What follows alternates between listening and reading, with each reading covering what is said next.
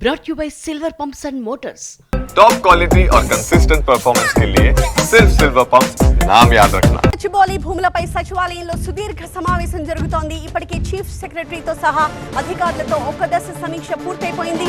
ప్రస్తుతం ముగ్గురు మంత్రులతో కాంగ్రెస్ వ్యవహారాల ఇన్ఛార్జ్ మీనాక్షి నటరాజన్ భేటీ నిర్వహిస్తూ ఉన్నారు. డిప్యూటీ సీఎం భట్టి విక్రమార్క చేంబర్లో ఈ మీటింగ్ జరుగుతోంది. అసలు ఈ వివాదం మొదలైన తీరు, రాజకీయ పక్షాల విమర్శలపైన కూడా ఆరా తీస్తూ ఉన్నారు. ఈ నిరసనలు స్వతహాగా వస్తున్నవా లేక ప్రేరేపితమా అనే కోణంలో చర్చిస్తున్నారు. అలాగే సుప్రీంకోర్టు చేసిన వ్యాఖ్యలు, కౌంటర్ కాపీ పైన కూడా మీనాక్షి నటరాజన్ ఆరా తీస్తున్నారు.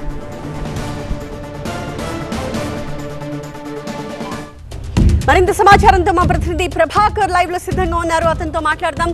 ప్రభాకర్, సో చూస్తుంటే రైట్ ప్రభాకర్, ఇప్పటి వరకు జరిగిన ఈ భేటీలో డిస్కస్ చేసిన అంశాల నేపథ్యంలో ఎలాంటి వ్యాఖ్యలు బయటకు వచ్చాయి, ఎలాంటి అభిప్రాయాలు వెల్లడయ్యాయి, మీనాక్షి నటరాజన్కి ఎలా రిపోర్ట్ చేశారు రాష్ట్ర నేతలు?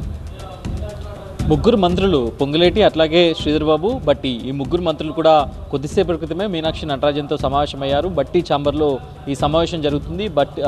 మీనాక్షితో పాటుగా ఏఐసిసికి సంబంధించిన వంశీ చంద్రెడ్డి అట్లాగే విశ్వనాథన్ కూడా ఈ భేటీలో ఉన్నారు.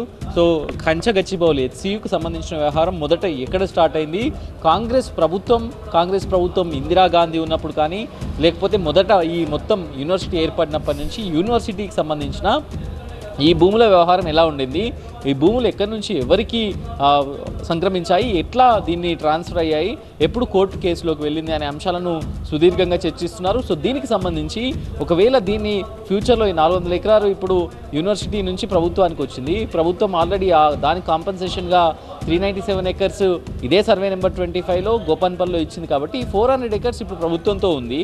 సో ఈ 400 ఎకర్స్ని ఏం చేయాలి, యూనివర్సిటీకి సంబంధించి ఒక చర్చ కూడా కొనసాగుతుంది.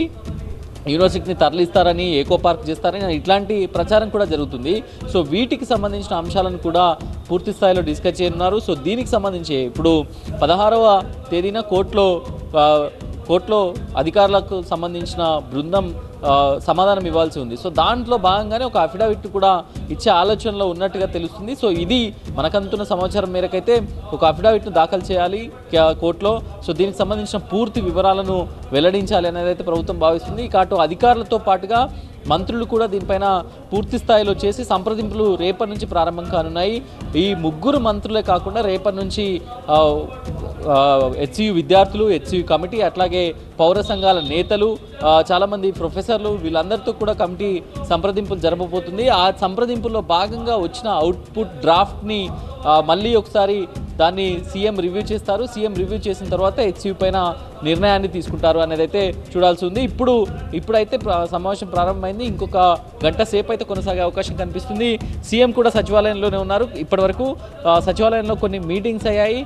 కీలకమైన సమావేశం కూడా హెచ్సియు పైన జరిగింది. దానిలో మంత్రులు శ్రీధర్ బాబు, పొంగిలేటితో పాటుగా బట్టి కూడా అటెండ్ అయ్యారు. అటు ఫారెస్ట్ అధికారులు పిసిసిఎఫ్ దోబ్రియాల్ కానివ్వండి, శాంతకుమారి, సిఎస్ శాంతకుమారి, వీళ్ళందరితో కూడా సీఎం రివ్యూ చేశారు. అసలు ఏం జరిగింది, ఎక్కడ జరిగింది, సుప్రీంకోర్టులో మన వాదనలు ఎలా జరిగాయన్న దానిపైన పూర్తి స్థాయిలో సీఎం రిపోర్ట్ తీసుకున్నారు. సీఎం కొద్దిసేపటి క్రితమే సచివాలయం నుండి జూబ్లీహిల్స్ నివాసానికి వెళ్లారు. ఇప్పుడు మీనాక్షి నటరాజన్ మీటింగ్ అయితే కంటిన్యూ అవుతుంది. రేపు కూడా పౌర సంఘాల నేతలతో ఈ సమావేశం అయితే ఉండబోతుంది. Thank you Prabhakar.